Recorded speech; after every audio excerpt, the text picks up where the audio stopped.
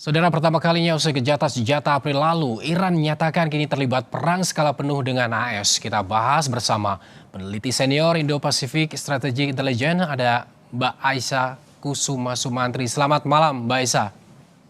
Selamat malam, Mas Galih. Senang berada di sini. Ya, terima kasih atas waktunya. Mbak Aisyah, ini Iran menyatakan perang skala penuh. Jika kita lihat sebelum-sebelumnya itu, jubir IRGC yang mengumumkan untuk perang dan eskalasinya seperti apa. Tapi kali ini Presiden Iran Pezeshkian yang mengumumkan perang skala penuh. Ini Anda membacanya seperti apa? Apakah memang indikatornya akan ke sana atau seperti apa? Ya, kita lihat sebenarnya sekarang apa yang telah ditetapkan di dalam MOU ya yang sudah ditandatangani oleh kedua belah pihak di tanggal 19 Juni kemarin itu secara operasional ini sudah tidak berfungsi lagi. Dalam artian baik Amerika Serikat maupun Iran sekarang sudah kembali lagi ke titik awal di mana keduanya saling serang dan berusaha untuk mendapatkan posisi bargaining power yang lebih tinggi di dalam negosiasi ke depannya. Kalaupun misalnya masih ada negosiasi ya, karena kita mendengar bahwa akan ada diskusi lanjutan yang ketiga di Islamabad. Tapi kita lihat sebenarnya pernyataan ya, dari Pezeshkian ini yang menyatakan bahwa ini sudah merupakan kemudian apa namanya full scale confrontation, itu berarti sebenarnya merupakan konflik yang multidimensional. Dalam artian kita berbicara tentang konflik yang sangat kompleks, melibatkan masalah ekonomi, melibatkan masalah supply chain, melibatkan masalah militer, diplomasi, dan ini merupakan sebuah konflik yang secara total ya itu berpengaruh di dalam berbagai macam hal di dalam dunia ini. Nah, kalimat ini mungkin sebelumnya juga ada pernyataan yang cukup mirip tetapi berbeda sebenarnya. Itu dari Mohsen Rezai yang menyatakan bahwa Iran ini sekarang akan melakukan namanya full offensive war. Dalam artian begini, Iran akan berusaha untuk kemudian melakukan serangan-serangan yang sifatnya itu sebenarnya sudah tidak lagi bersifat kemudian retaliatory, tetapi kemudian menargetkan full scale offensive operations, yang artinya adalah ini kemudian mendeklarasikan sebenarnya bahwa serangan-serangan terbatas sebagai bentuk dari gaya gentar atau deterrence terhadap pihak-pihak lainnya, ini akan kemudian tidak berlaku lagi sehingga Iran akan melakukan operasi ofensif yang kemudian tidak terbatas. Tetapi sekali lagi, ini harus kita cermati dalam kacamata politik domestik Iran juga. Karena sekarang Iran ini memiliki dua kubu yang berbeda. Yang pertama kita melihat sebenarnya ada kubu dari reformasif yang satu ini ada Pezeshkian, lalu kemudian ada Ghalibaf, lalu kemudian kita lihat juga di sana ada Arakci yang berusaha untuk mengedepankan diplomasi sebagai jalan keluar dari perang ini. Karena apa? Karena jalan terakhir yang diinginkan mereka untuk bisa mendapatkan kemenangan itu adalah permasalahan-permasalahan strategik yang ingin mereka dapatkan sehingga Iran bisa mendapatkan posisi tawar lebih justru lebih dari apa yang terjadi sebelum perang ini berlangsung. Sementara itu, ketika pemakaman Ali Khamenei, kita bisa melihat bahwa ada suara-suara yang cukup keras dari ya pendukung Mojtaba Khamenei, termasuk diantaranya adalah Mohsen Rezai tadi yang mengeluarkan pernyataan tersebut. Intinya pernyataan tersebut mengatakan bahwa mereka akan terus maju, akan terus berperang sampai dendam mereka itu terbalaskan. Dan beberapa bahkan mengatakan bahwa dendamnya baru bisa terpenuhi ketika pimpinan Amerika Serikat yaitu Donald Trump mengalami nasib yang sama dengan Ali Khamenei. Ini kan sesuatu yang sebenarnya cukup menarik kalau kita lihat karena kedua belah pihak ini sebenarnya dia memiliki dua tujuan yang berbeda meskipun ya satu hal yang mereka ingin capai yaitu adalah kemenangan Iran di dalam perang lawatan Amerika Serikat dan Israel. Begini Mbak Aisyah, ketika Iran mengumumkan perang total skala penuh, apakah ini menjadi strategi politik untuk posisi tawar Iran dan juga menunjukkan bahwa Iran juga siap? Ya, saya kira pertama begini, kita melihat bahwa ini adalah bentuk dari daya gentar atau deterrence. Karena yang kita lihat sekarang, Amerika Serikat terus-menerus menggunakan kekerasan sebagai tekanan dari diplomasinya. Dalam arti kata lain, ini Amerika Serikat menggunakan coercive diplomacy untuk bisa ya mendapatkan ya keinginannya di dalam negosiasi selanjutnya yang ada di Islamabad nanti. Nah, ini merupakan salah satu bentuk tekanan ya dari Iran yang menyatakan bahwa mereka tidak takut terhadap posisi Amerika Serikat di sini. Dan kita bisa melihat bahwa salah satu hal yang sebenarnya ingin dikatakan Iran bahwa targetnya pun ini akan meluas. Sebenarnya kemarin ini target yang kemudian dilakukan itu adalah target-target militer. Antara lain adalah basis-basis Amerika Serikat ya, pangkalan udara dan kemudian pangkalan-pangkalan lainnya di seluruh di seluruh wilayah Timur Tengah. Tetapi kita lihat di sini, dengan kemudian pernyataan tersebut, ini ada kemungkinan fasilitas sipil yang ada di negara-negara tersebut juga akan mulai ditarget kembali. Seperti misalnya kilang minyak, lalu kemudian jembatan, ya, apalagi kalau kita bicara tentang desalinasi. Karena ini merupakan salah satu fasilitas yang menunjang kehidupan masyarakat negara Arab Teluk, gitu.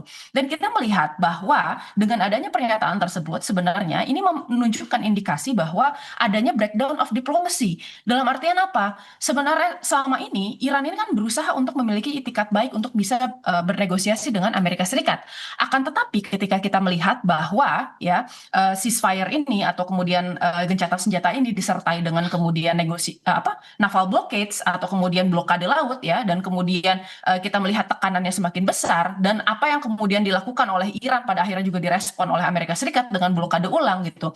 Ini kan memperlihatkan bahwa sebenarnya dari sisi Iran sendiri ini merasa bahwa negosiasinya ini sudah tidak berjalan lagi. Yang namanya MOU atau Memorandum of Understanding-nya ini secara langsung ini sudah tidak berlaku sejak apa yang kemudian dilakukan oleh Amerika Serikat melanggar pasal 5 dari MOU yang kemarin sudah ditandatangani.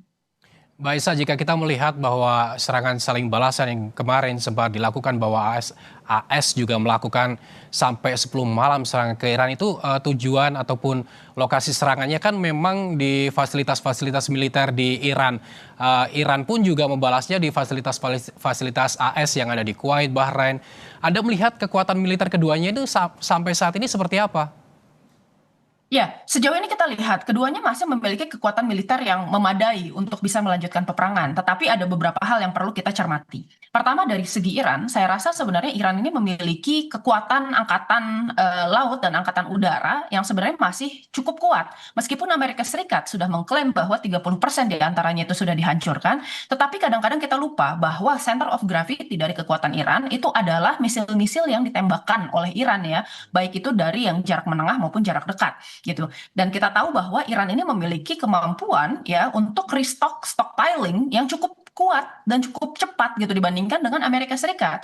Nah, sementara itu sebenarnya Amerika Serikat di satu sisi dia sudah menghabiskan sekitar 50% dari stockpile misalnya di Timur Tengah. Kemarin dikatakan bahwa mereka sudah melakukan produksi 1.000 misil lain, tetapi permasalahannya 1.000 itu kita tidak tahu deploymentnya, apakah semuanya akan diluncurkan ke Timur Tengah atau apakah kemudian akan ada tempat-tempat lain di mana mereka harus menaruh, ya, misil-misil tersebut, misalnya saja di Asia Pasifik, di Indo-Pasifik, ya, ataupun misalnya di kawasan Eropa. Nah, menariknya saya kira di Amerika Serikat ini ada masalah keterbatasan di dalam politik domestik. Kenapa? Karena pertama, sekarang sedang ada perang dompet atau war of the purse dengan Kongres, di mana kemudian dana tambahan sebesar 80 miliar US dollar itu belum disepakati oleh Kongres kepada, ya, pemerintah Amerika Serikat, Department of War. Dalam arti kata lain, mereka memiliki keterbatasan anggaran untuk bisa melanjutkan perang ini dalam jangka waktu lama.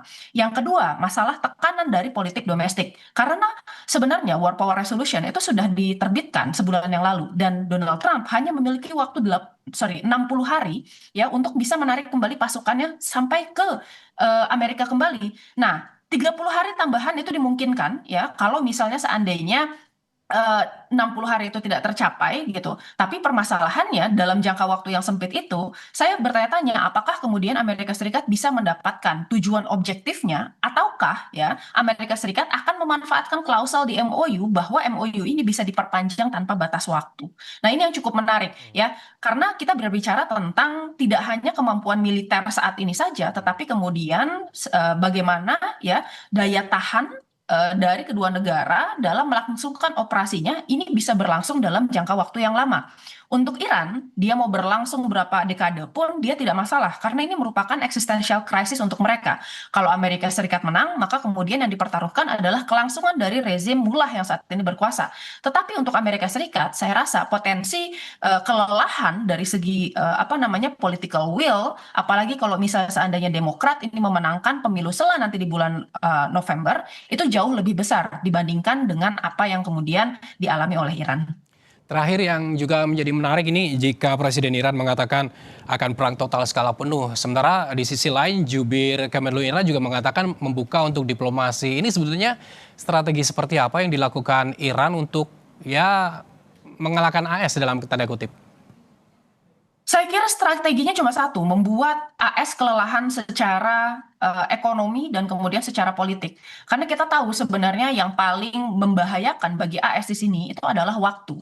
Pertama kita lihat di bulan November ini akan ada intervening variable yang sangat besar, yaitu pemilu selah di Amerika Serikat, di mana Donald Trump ini mempertaruhkan sebenarnya posisinya sebagai presiden dengan mengandalkan kemenangan dari Republikan.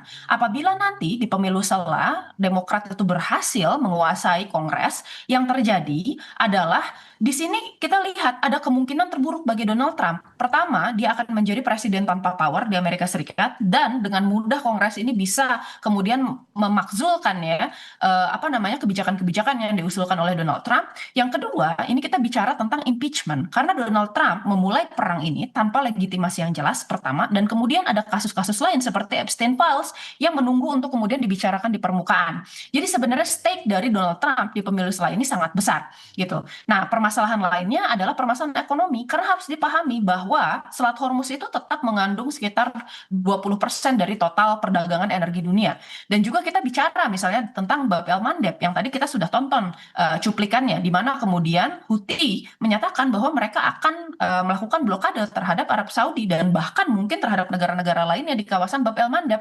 Dan kita harus ingat Bab el Mandeb itu mengandung sekitar 12% dari total perdagangan dunia.